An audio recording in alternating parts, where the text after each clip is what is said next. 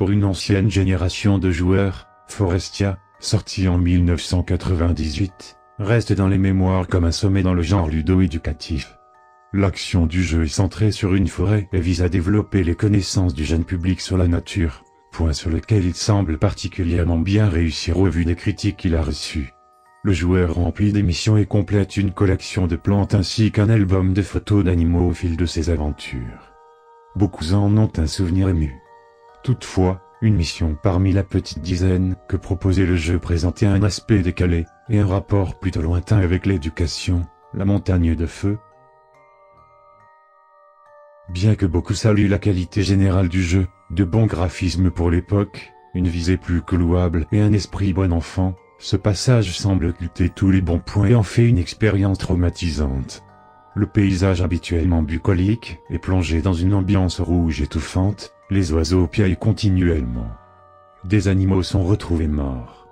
78 340 Charles a réalisé un gameplay de ce niveau, la vidéo parle d'elle-même. Les internautes ont dit pas mal de choses sur ce niveau que le gameplay ne montre pas toutes. Là-dessus, difficile de distinguer le vrai de la rumeur. Par exemple, en revenant parler après un moment à l'animal qui se trouve dans la cage au début du niveau, on devrait le retrouver décapité.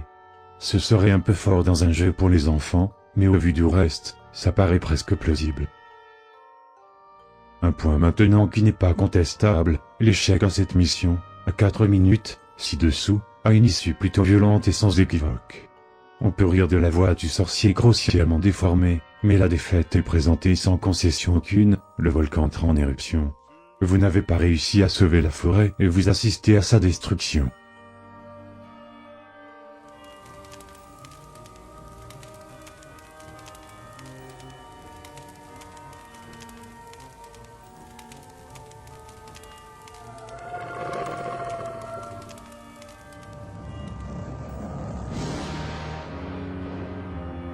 Alors comme ça, on ose me défier.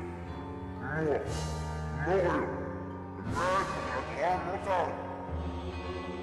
Mais tu as commis une erreur. Tu aurais dû suivre les conseils du dragon des eaux. Mais tu n'en as rien fait. Petit effronté. Et je n'en suis que plus fort encore. Tu as perdu cette fois. Adieu donc.